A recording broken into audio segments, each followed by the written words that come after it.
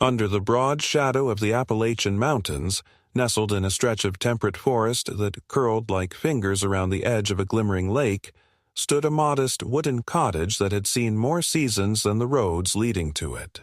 The property wasn't grand, wasn't pristine, and certainly wasn't the kind of place that would feature in a real estate brochure, but to Elias Harper, it carried a kind of quiet that cities couldn't imitate. The air smelled of pine sap and wet moss. The floorboards creaked with familiarity. The silence didn't feel empty. It felt earned. Elias hadn't planned to come back here. Not really. Not since he'd left for college on the West Coast and then floated through different cities as a freelance land surveyor, one of the few professions that let him keep moving without apologizing for it.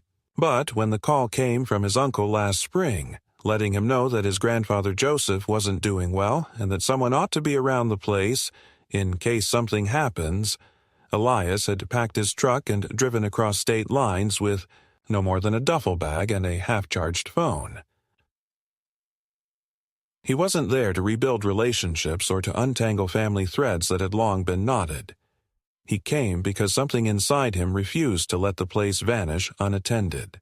Joseph Harper, his grandfather, was a man of few words and fewer explanations. At 76, he was still capable of chopping wood, fixing a screen door with one hand, and quietly gutting a fish without breaking his rhythm. But Elias saw it immediately. Beneath the calloused hands and gruff steadiness was a body that didn't recover like it used to. There was a slowness in his step, an occasional tremor in his fingers, a breath that caught at the top of the stairs. Most notably, there was a different kind of silence now. Less about peace, more about fatigue. For the first few days, Elias tried not to interfere. He helped where he could, hauling in water, driving to town for supplies, fixing the cracked hose that fed the vegetable garden behind the house. The old man accepted the help without comment, nodding once in acknowledgement and then retreating back into his routines like a man refusing to admit the river had shifted. The two of them developed a rhythm that didn't need conversation. Elias found the simplicity strangely grounding. Here, his phone barely had service. There were no deadlines. The days were measured in sun angles and meals rather than meetings and bills. It was enough. Then, on the fourth morning, Elias noticed something odd. He stepped out with his coffee and saw his grandfather standing by the edge of the property, staring toward the lake. But where there used to be a narrow dirt path winding past the blackberry thickets and through the small clearing that led to the family's old dock, there was now a tall iron fence. Black, rigid, and absurdly official-looking. A heavy electronic lock blinked red on a mounted keypad. A sign had been freshly drilled into the fence. Restricted zone. Shoreline stabilization area. No trespassing. Violators will be prosecuted. Elias stared at the sign, blinking as if the words might rearrange themselves. The air felt different now, heavier. His grandfather didn't move. He just stood there, his arms at his sides, looking through the fence at the stretch of lake that had, for as long as Elias could remember, belonged to their family not by deed, but by ritual. Morning fishing. Evenings on the dock with his grandmother, long before she passed. That place had never needed a lock. Now it had one. "What the hell is this?" Elias asked, mostly to himself. Joseph didn't respond. He turned slowly and walked back toward the house with none of his usual resolve. That night, he didn't go out to the porch after dinner. He didn't read his worn paperbacks or light his old lantern or sit in silence listening to the loons.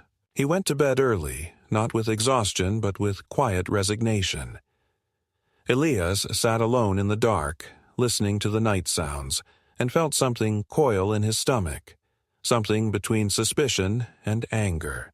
The next day, he drove into town and asked around. The locals at the bait shop were vague. A couple of them mumbled something about new environmental regulations. One mentioned that a woman named Karen, who had recently taken over the Neighborhood Regulation Committee, had pushed through some changes regarding lakeside access. No one seemed particularly outraged.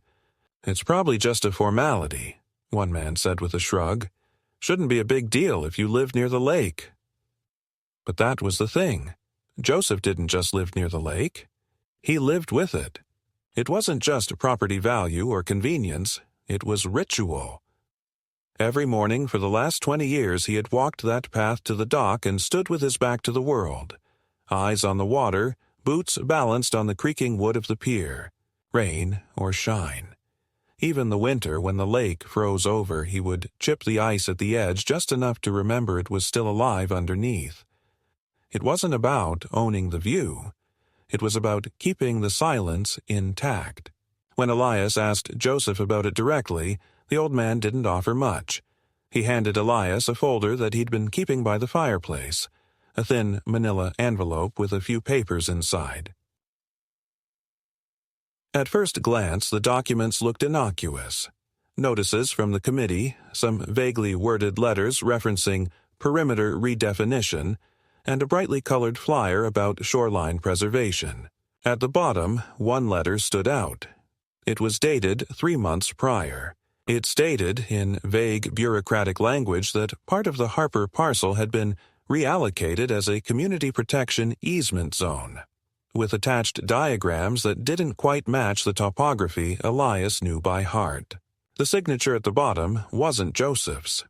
"Did you sign this?" Elias asked, holding the paper up. Joseph didn't even glance at it. He shook his head once. "That's forgery," Elias said flatly, not to provoke, just to state the fact. But Joseph just looked at the fireplace and muttered, "They sent someone. Told me it was temporary. I didn't know they'd fence it." Elias said nothing for a long time. He felt the slow burn of insult, not on his own behalf, but on behalf of the man who'd given up so much only to have his last sanctuary methodically stolen with polite letters and fake signatures. There was something uniquely cruel in that, because it wasn't loud, wasn't violent. It was dressed in legality, in paper trails and policy meetings, and it had slipped under the radar because men like Joseph didn't complain. They just endured. By the end of that week, Elias had made it his business to understand exactly who made the decisions, why they had the authority to do it, and what the hell shoreline preservation had to do with stealing his grandfather's access to the lake. What he found wasn't scandalous or even dramatic. It was worse than that. It was typical. The Neighborhood Regulation Committee, led by Karen Bradford, a woman who had moved into the gated section of the lakeside community just 2 years prior, had initiated a shoreline rehabilitation project that coincided with the new real estate development on the far side of the lake. To protect the ecosystem, access points were being limited, and older properties like Joseph's, which hadn't been updated in years, were being reassessed as low-value contributors to the aesthetic vision of the waterfront.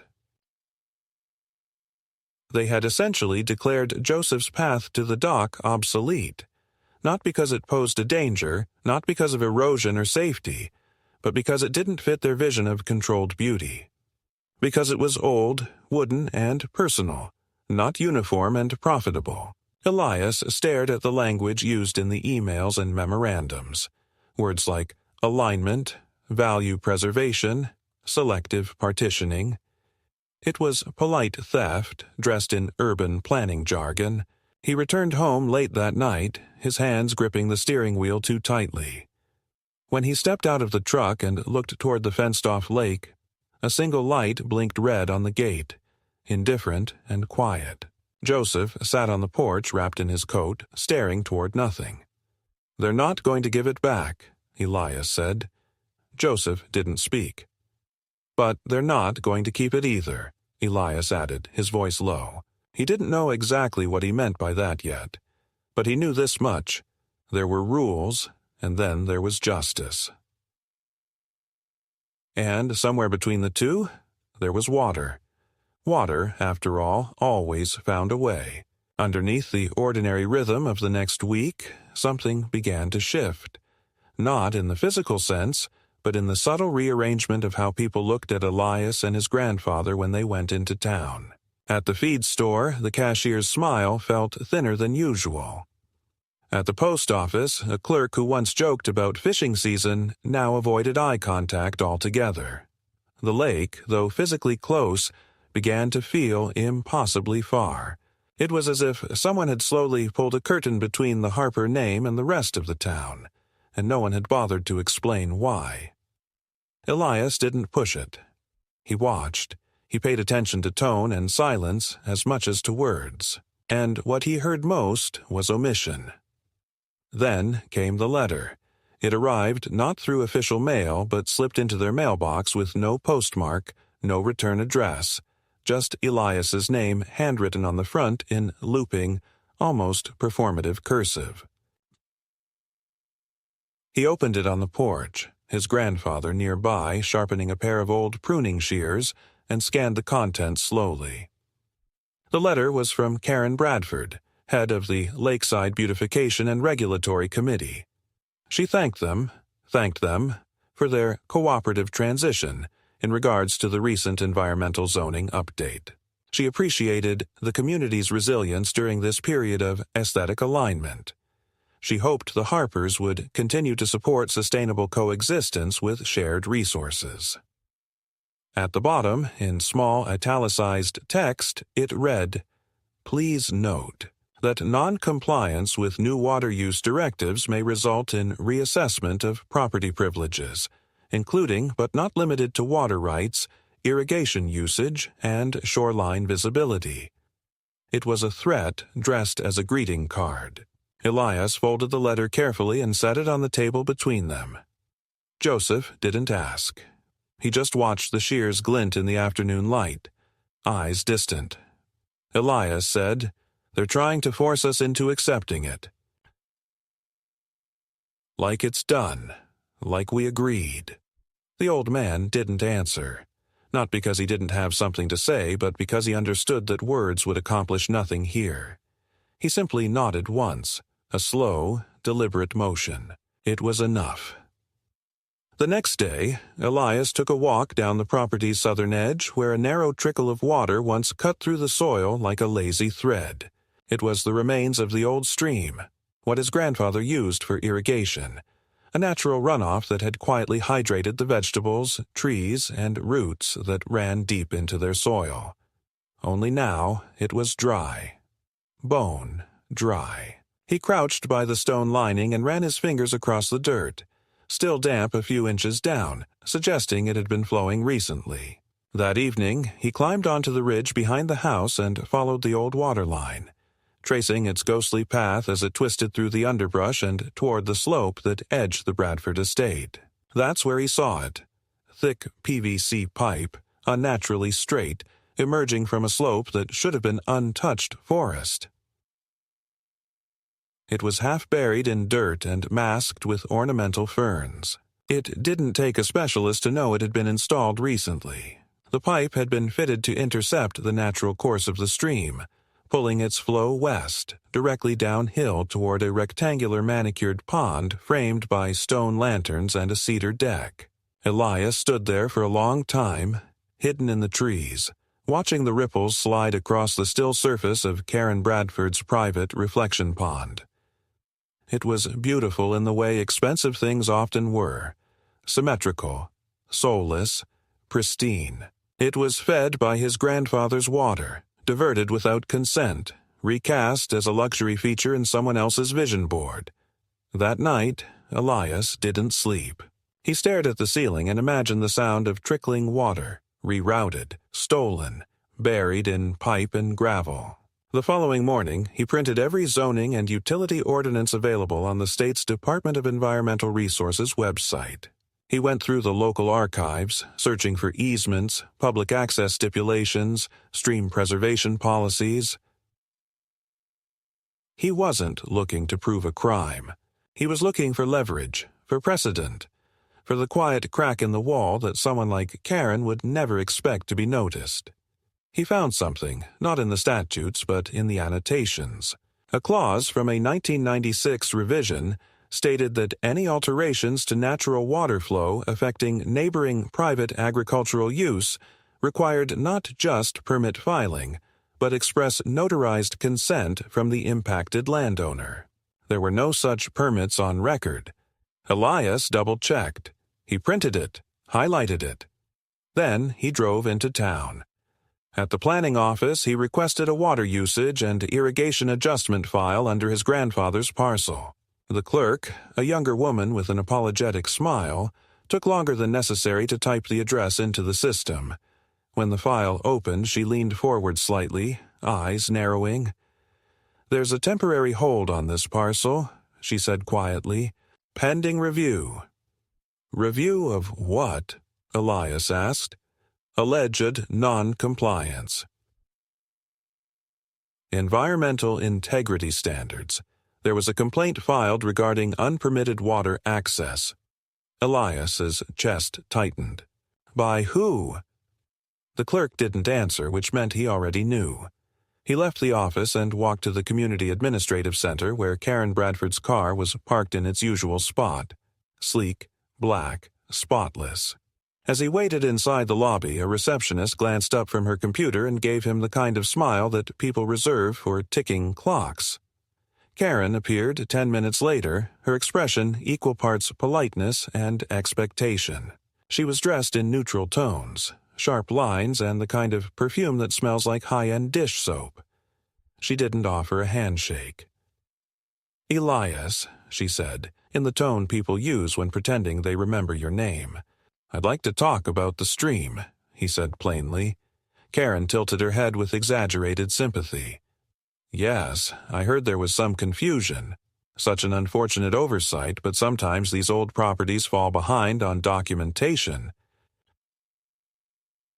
We've been working very hard to bring everything into alignment. I'm sure you understand." "The water was diverted," he said, "intentionally, without permit. That violates Section 12C of the State Code on Waterway Interference." Karen's smile didn't falter. "That may be true in certain contexts, but in this case, there's a collective easement request filed under the Beautification Act. It provides temporary leeway during landscape restructuring." "There's no such act," he replied. Her eyes narrowed ever so slightly. "Perhaps we should discuss this with legal present." Elias stared at her for a long moment. "We will. I've already forwarded the documents to the Department of Resources and the County Agricultural Oversight. You should probably be expecting contact soon." Karen blinked, and for the first time, her mask flickered. "That won't be necessary if we can find a reasonable accommodation." "I'm not interested in accommodations," he said, voice flat. Outside, the wind picked up, brushing dust along the sidewalk. "Tee-tee-too." Elias turned and walked away without another word. By the time he returned to the cottage, his grandfather was sitting by the edge of the field, watching the dried trench where water no longer ran. He looked up as Elias approached, a question in his eyes. Elias sat beside him and handed over the letter from Karen. Joseph read it slowly, then looked back at the soil. "We'll get it back," Elias said, almost as a promise. Joseph said nothing, but he reached over and gently rested his weathered hand on Elias's knee, a gesture more powerful than any oath. Elias didn't move for a long time. He simply sat beside the man who had never asked for help and finally allowed himself to give it. The next day, the first of the concrete barriers arrived. Dumped unceremoniously at the edge of the property by a municipal truck, they bore the familiar yellow warning signs. Environmental Compliance Checkpoint, Do Not Alter. With them came a metal post, drilled into the ground just beyond the path Yiku, the lake, topped with a blinking sensor light and a thin metal box. It looked like something from a construction site. According to the paper taped to it, it was a provisional environmental monitor, intended to record irrigation anomalies.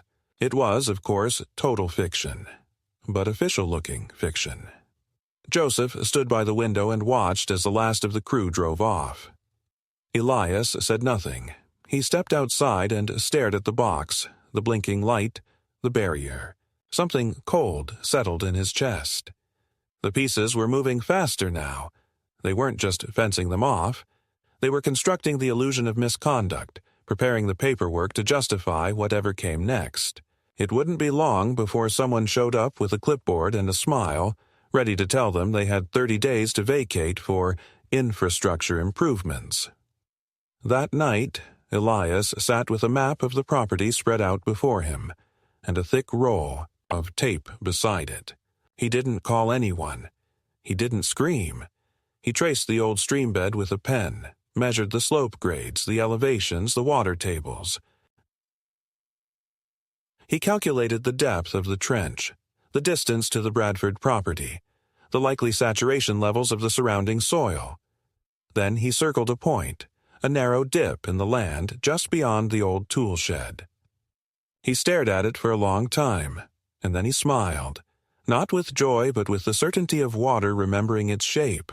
The rain came suddenly one morning, just after dawn, thin at first, then steady, falling in hard diagonal lines that drummed against the roof with a kind of deliberate insistence.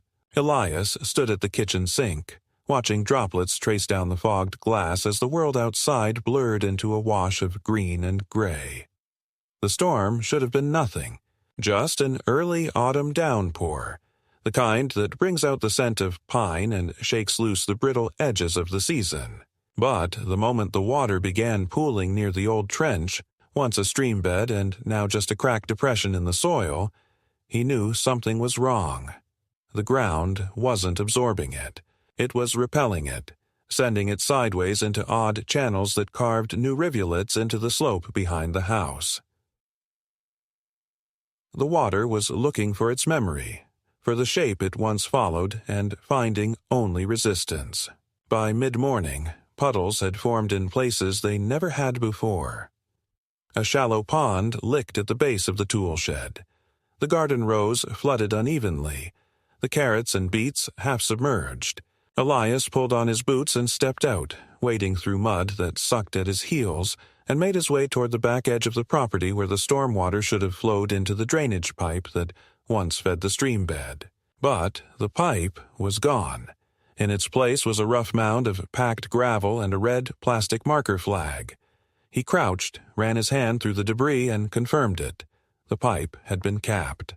Not clogged, not collapsed, sealed with what looked like industrial-grade polymer foam. It wasn't erosion, it wasn't storm damage, it was deliberate. Someone had come onto their land and closed the only remaining artery through which water could return to the soil. Elias straightened slowly, letting the rain soak into his shirt, and looked down the slope. Through the trees, past the brush, he could just barely make out the line of Karen Bradford's property. Neat rows of ornamental trees, a trimmed lawn, and that placid artificial pond, still full, still shimmering in the muted light. He returned to the house soaked and silent, peeled off his jacket at the door, and told his grandfather what he'd seen. Joseph didn't speak. He simply stood, walked to the window, and watched the rain. His face was expressionless, but his hands gripped the frame with a tension that betrayed everything else. Elias didn't press. He just stood beside him, watching the land refuse to drink. 2 days later, the sky cleared, and with it came the men. They arrived in a white, unmarked utility van, 3 of them dressed in matching jackets embroidered with the words, Environmental Field Services. The youngest of them, mid-30s, square-jawed, too clean, stepped out with a clipboard in hand and a tone already polished with legalese. Elias met them halfway down the path. He didn't wait for introductions. "This is a private property," he said. "You don't have authority to be here." The man with the clipboard didn't blink. "We're conducting a compliance check under Section 14 of the Watershed Reorganization Initiative. Your parcel falls within a temporary survey boundary pending adjudication.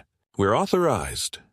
You'll need to show me a warrant or a certified directive signed by the county," Elias replied. "We're not required to present documentation at this stage of evaluation," the man said, flipping through the clipboard as though reading from a script. "Non-cooperation can be reported as obstruction. We can note it in our file." Behind him, the other two began unpacking small instruments, tripods, laser levels, soil probes. Elias didn't move. "You're going to want to leave." The man looked up, smile faint. "Do you want to speak with enforcement?" Elias nodded once. "Yes, in fact, I'd like that very much." An hour later, a sheriff's cruiser pulled onto the gravel road and stopped short of the main gate.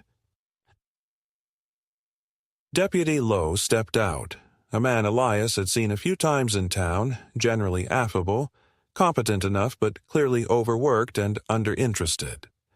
He took one look at the situation and sighed the way men do when they already know paperwork will follow.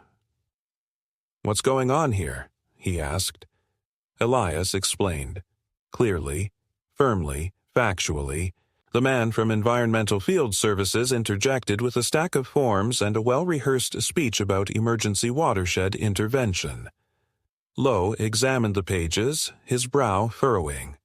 Then he handed them back. "You boys can't just show up on private land without prior notice or approval," he said. "Especially not without the county's stamp. This isn't a federal operation, and this land isn't condemned. Pack it up." The younger man looked irritated, but complied. The gear went back in the van. No one apologized. They didn't need to. Their presence had done the damage. It left a warning that this wasn't over. After they left, Elias filed a complaint with the regional office. He knew it would be weeks before anything came of it, if ever. The system wasn't built to move fast, but the act itself mattered. A paper trail was sometimes more useful than truth. That evening, he walked the perimeter again and noticed something else. A new camera, small, barely visible, mounted in a pine tree overlooking the western path. It hadn't been there last week. No markings, no utility stamp. Just a dark lens silently capturing movement. He climbed the tree, wrenched it loose and smashed it underfoot. Then he buried it in the compost pit behind the shed. The next morning, his grandfather found the garden dug up. Not completely, just enough. Neat holes where the tools were kept. Soil overturned. No footprints, no tire marks, nothing stolen, just displaced. Like someone reminding them how easily things could be unsettled. Elias said nothing. He didn't call the police. He didn't take photos. He simply rebuilt the garden, one shovel of earth at a time, with his jaw locked and his breath tight in his chest. But beneath the stoic resolve, something began to fester. A sense of siege, not just against the land, but against time. It wasn't just about water anymore. It was about pressure. Psychological pressure. Paper threats and technical language. The slow squeeze of regulation designed not to protect, but to pacify, to exhaust. And it was working. Joseph, who once rose at sunrise to tend the back field, now sat longer by the window, his hands quieter, his voice thinner. His eyes followed the birds instead of the soil. It was as if part of him had decided the land was no longer listening. One night, Elias stayed up, mapping every movement over the past month.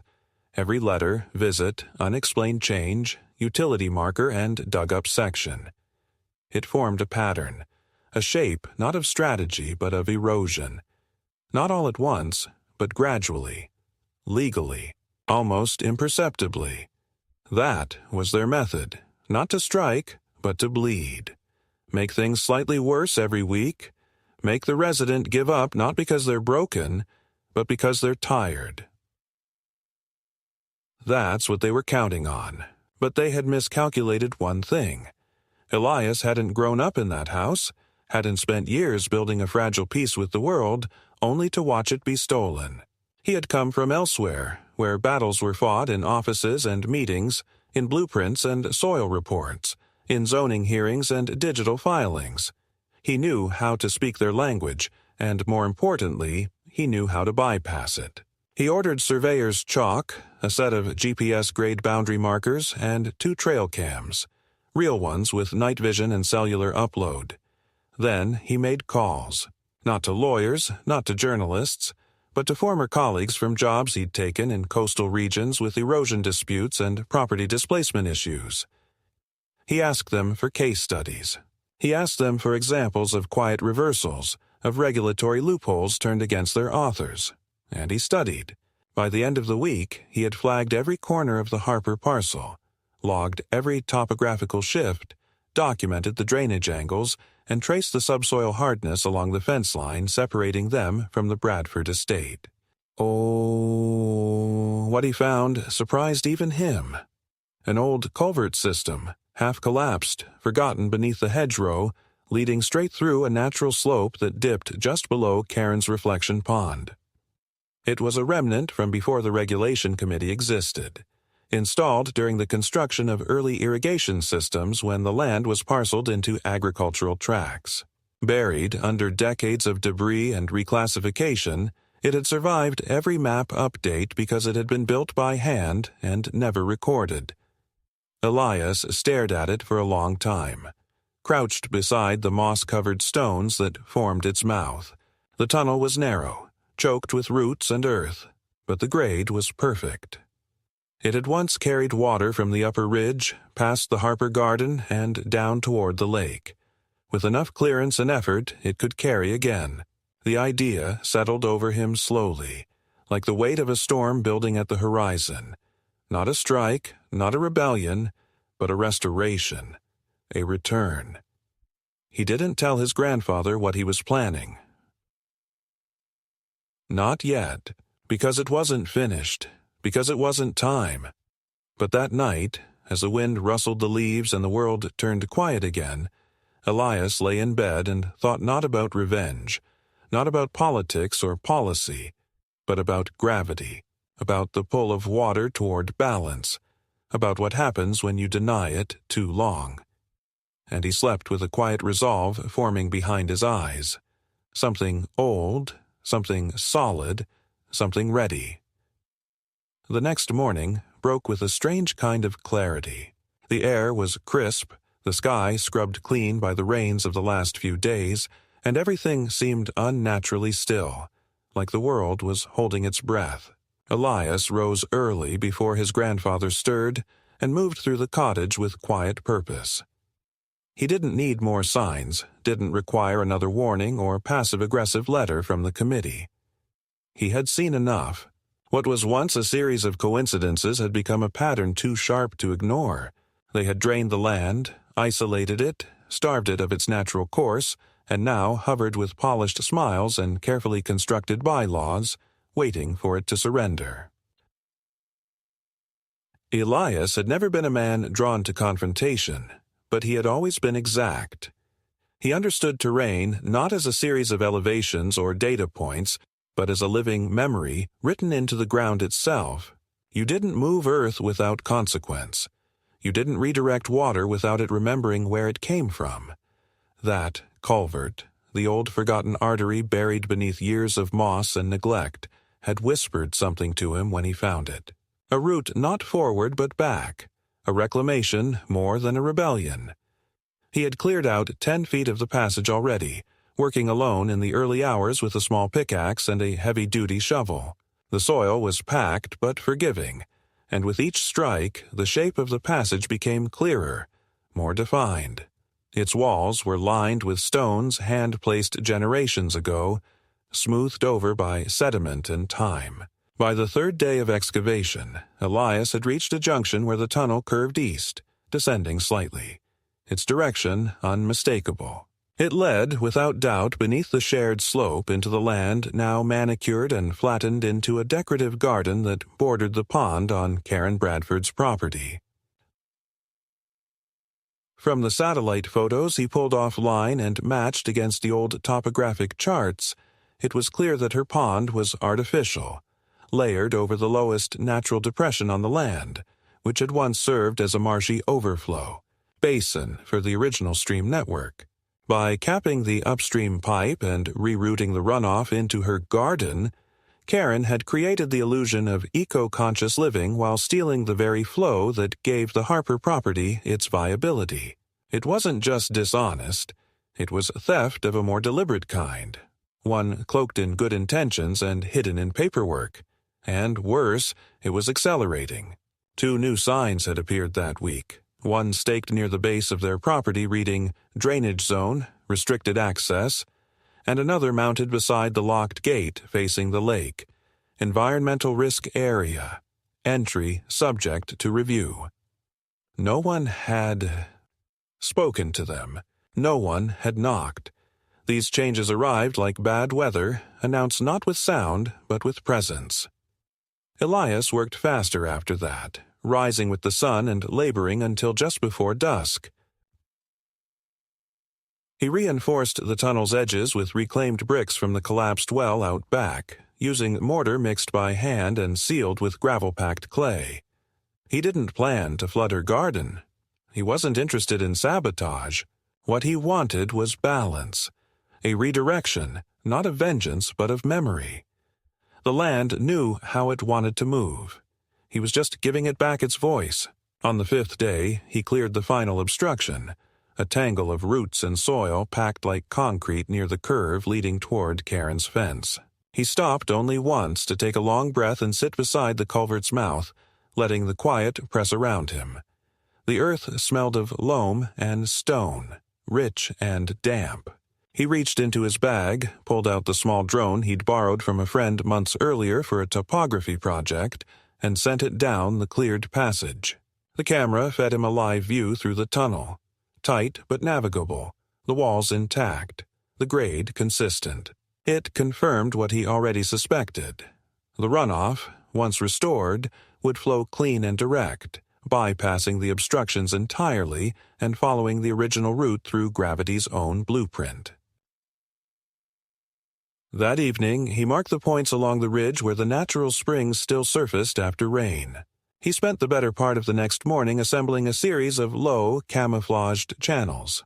Nothing invasive, nothing mechanical, just a network of carved trenches and stone-lined depressions meant to guide the water gently back into the reopened culvert. When the next rain came, they would do the rest. And rain did come. Soft at first, then stronger, filling the air with that metallic scent of sky and soil merging.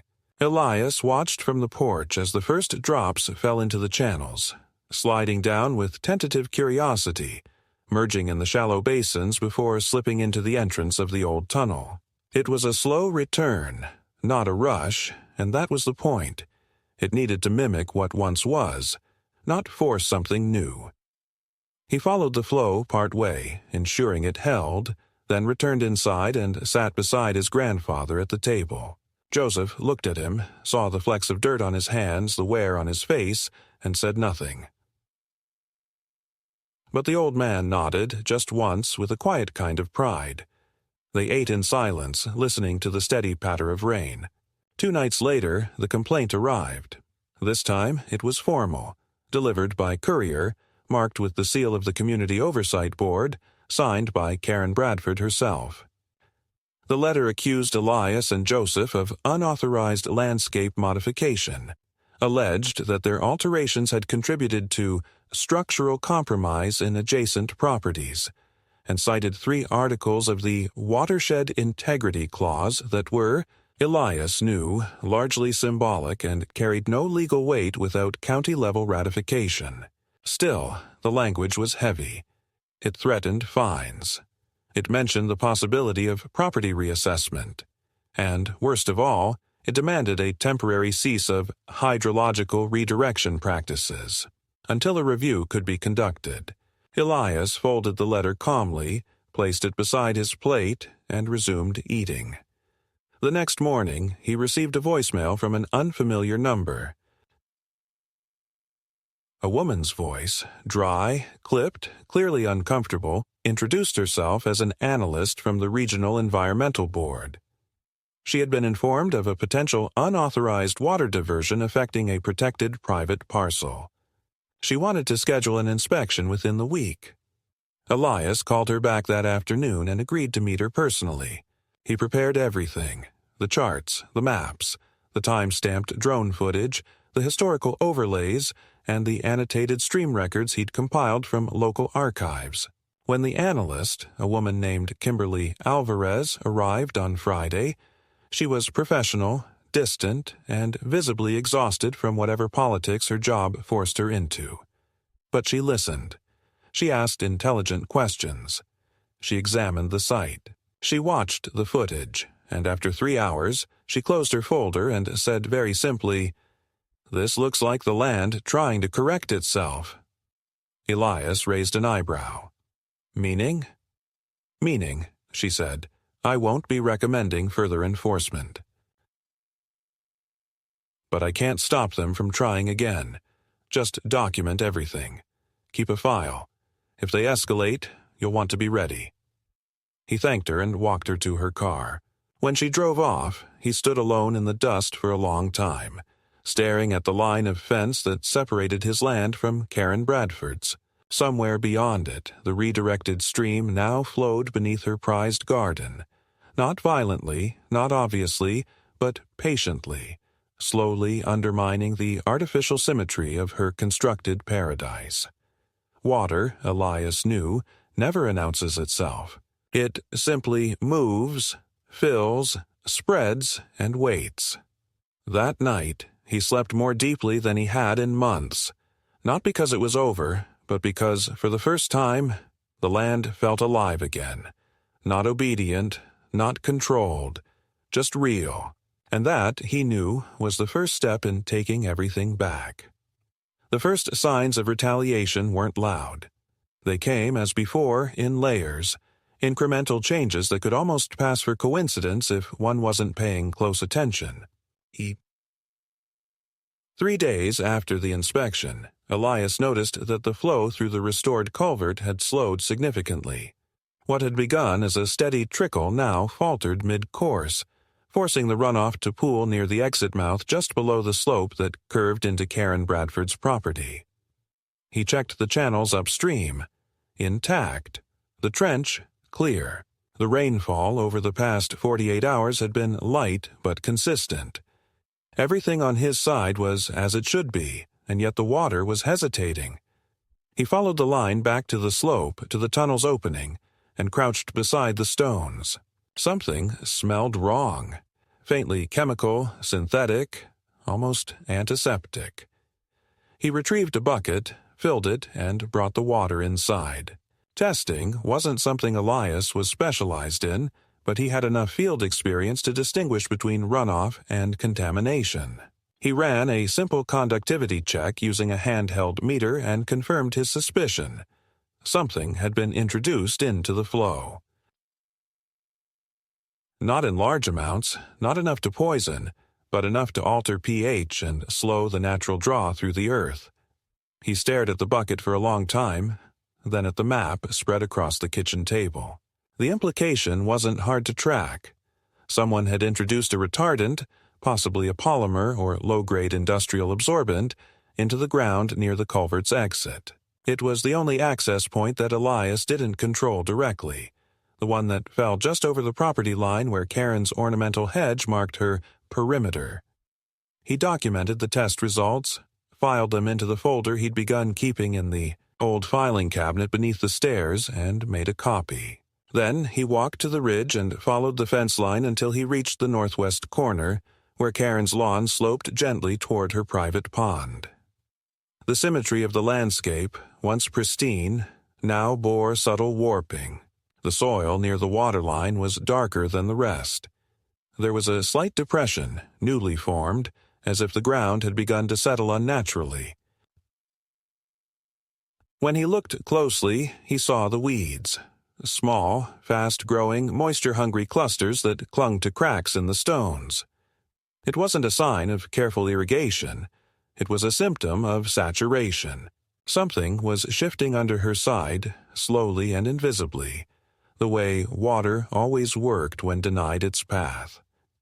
That night, Elias was awakened by the sound of vehicles.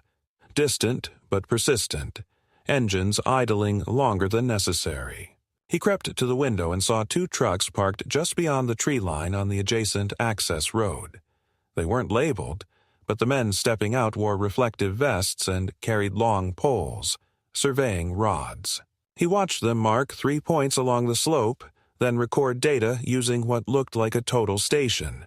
It wasn't a public project. No crews had been scheduled. No utilities flagged the area. It was covert under the guise of process. He photographed everything and went back inside. The next day, a warning arrived, this time from the county assessor's office. A notice had been generated to review the Harper parcel for non-conforming land use. It cited new satellite images, alleged unpermitted structural additions, and included a list of potential code infractions. Among them, unlawful trenching, unauthorized water rerouting, and potential habitat disruption. The language was legal scaffolding, not finalized, but sufficient to trigger temporary status change. The property had now been flagged for environmental oversight, pending full inspection. Elias read the notice 3 times and set it on the table. He poured coffee, sat beside his grandfather, and passed him the letter.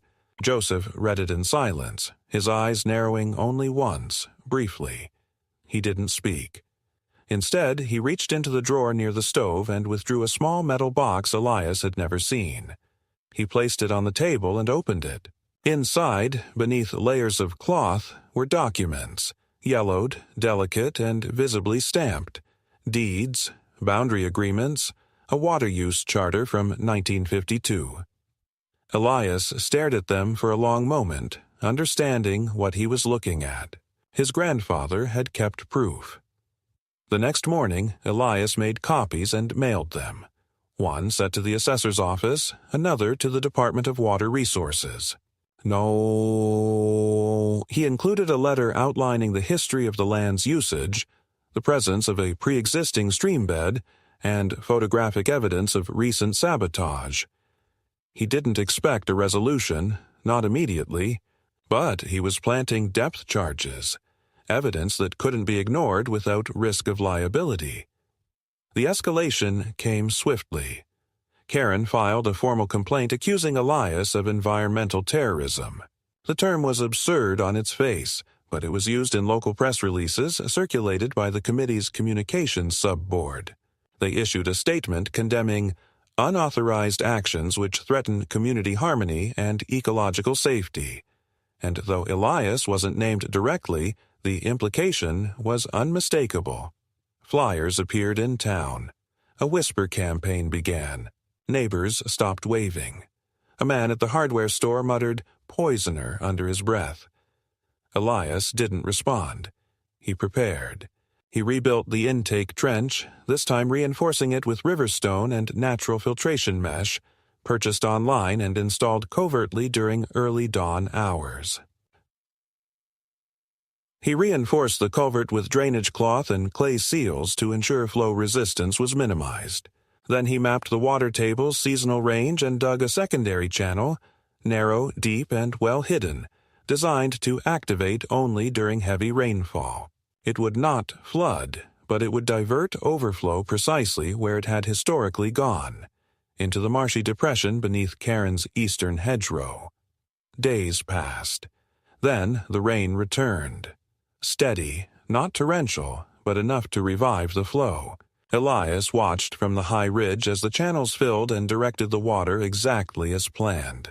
The culvert carried it forward, clean and measured. The artificial slowdown previously caused by Karen's tampering had been bypassed. Water moved with restored purpose. 3 days later, a sinkhole appeared in the corner of Karen's garden. It wasn't catastrophic, not yet, but it was visible. An unnatural depression, nearly 2 feet wide, where the ground had begun collapsing into a soft funnel. Garden statues leaned slightly. A section of decorative paving cracked. The following morning, landscapers arrived. By noon, an excavator was parked on her driveway. Elias observed from a distance. He didn't gloat. He didn't celebrate. But inside him, something uncoiled. Not joy, but vindication. Then came the sheriff. Deputy Lowe returned this time with a warrant, not for arrest, but for access. The committee had pushed for an emergency investigation into Elias's alterations. The sheriff walked the land with 2 county agents in tow, each documenting the stream beds, channels, and trenches. Elias showed them everything. He provided the historical charts, the old deeds, the test results. He remained calm, professional, unflinching. The agents took everything, made their notes, and left. That evening the pond on Karen's property overflowed, silently, subtly, pushing water into her patio foundation. The hedge separating their properties wilted in a crescent shape, its roots having absorbed too much for too long. She issued a cease and desist.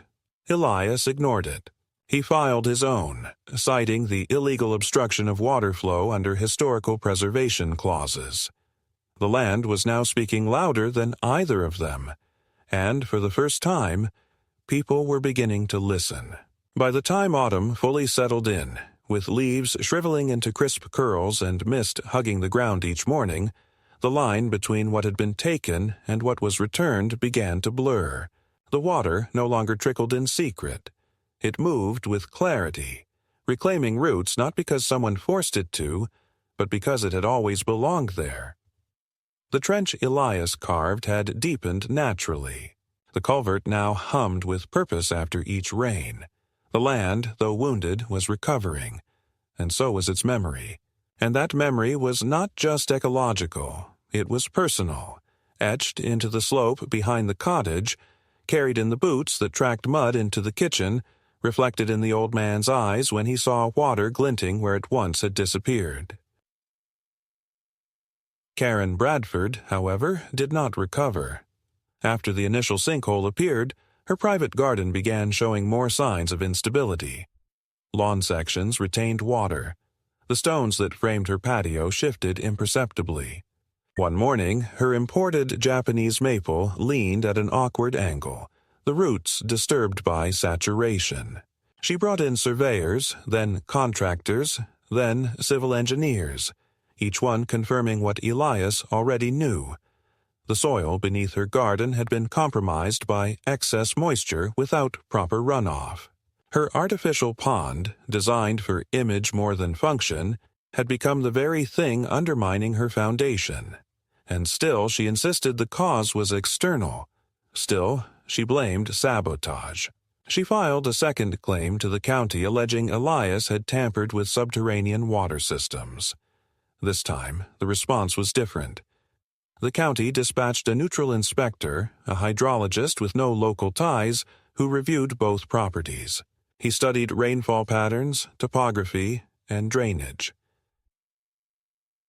He walked the land for hours, never speaking more than a handful of words, his face unreadable.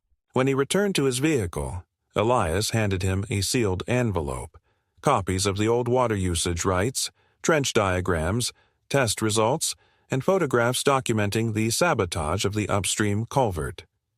The man nodded and drove off. 1 week later, the report was released.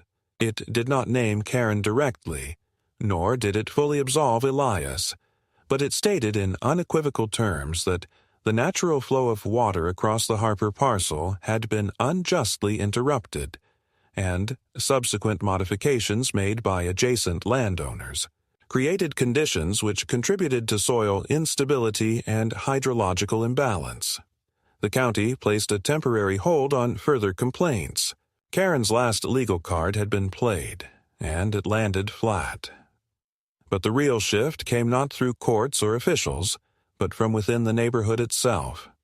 A group of older residents, quiet until now, began asking questions. They remembered the original flow of the stream, the way water used to run beside the old mill road and across the base of the Harper property. One woman, Martha Liddell, who'd lived down the slope for 40 years, approached Elias in town. She didn't smile, didn't even offer pleasantries. She simply said, That water belonged here. Always did. Then she walked away. Others followed.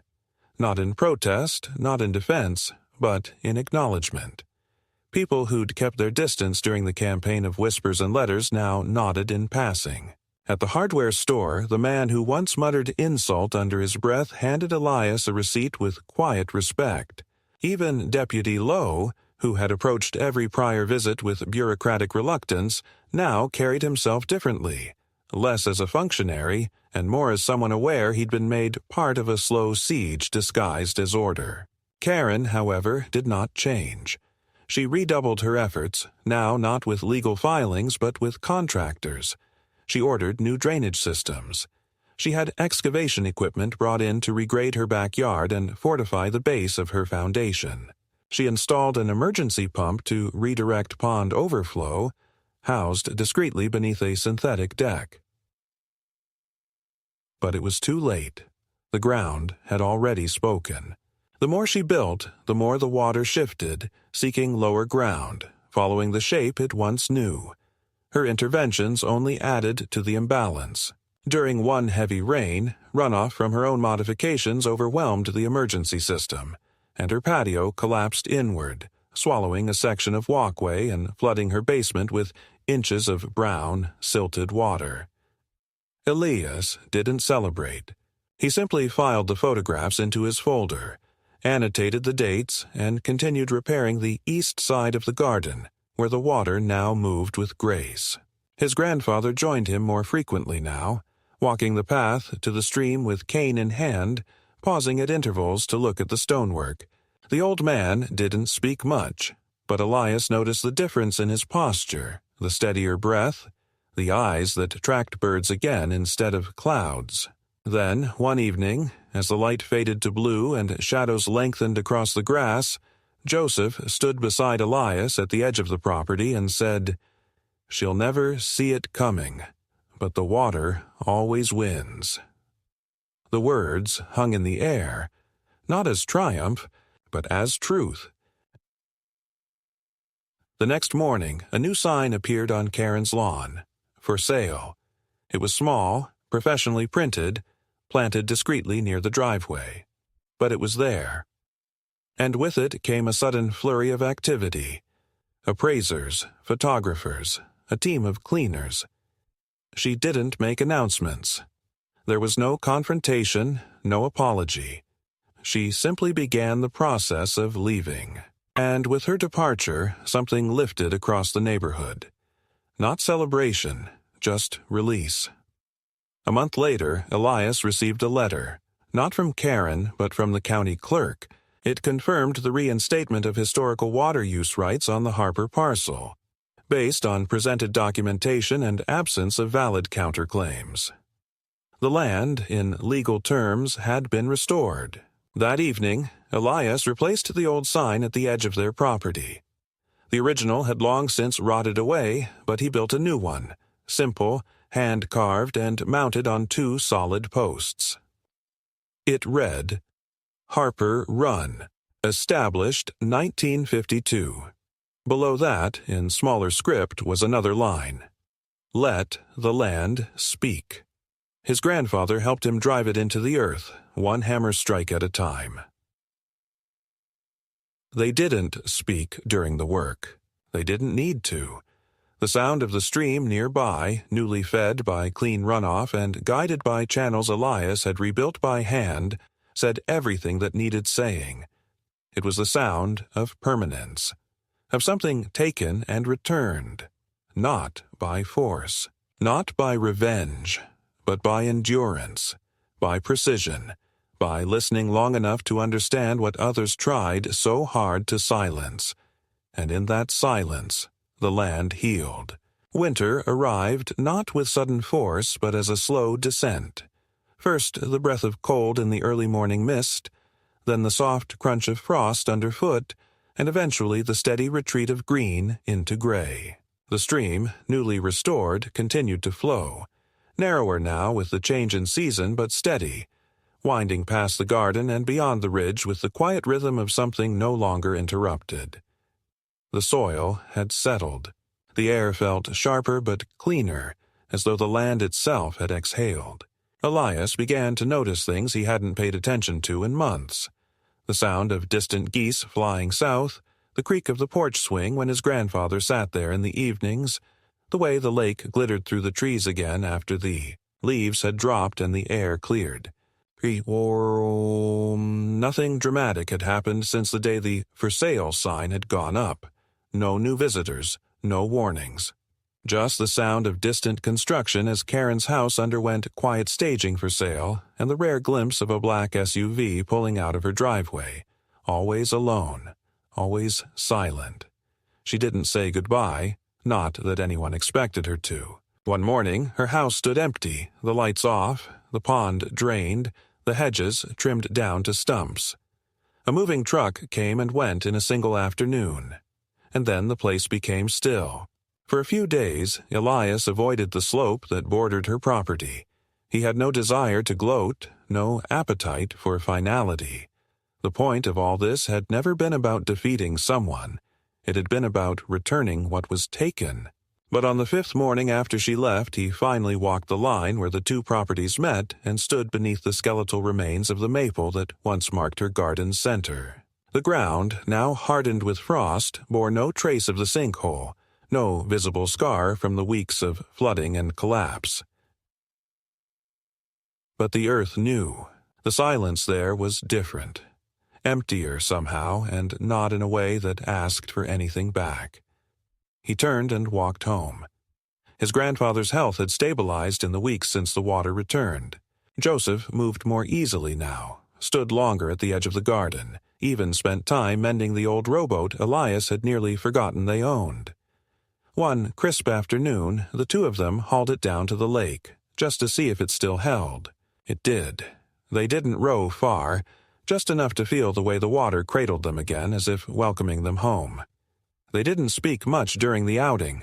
Joseph pointed toward the far edge of the lake once where a deer drank from the shallows, and Elias nodded. That was all. Enough. Elias had begun taking on contract work again. Nothing major, just soil surveys and small-scale assessments for local farmers who'd heard what he'd done and respected the quiet precision of it.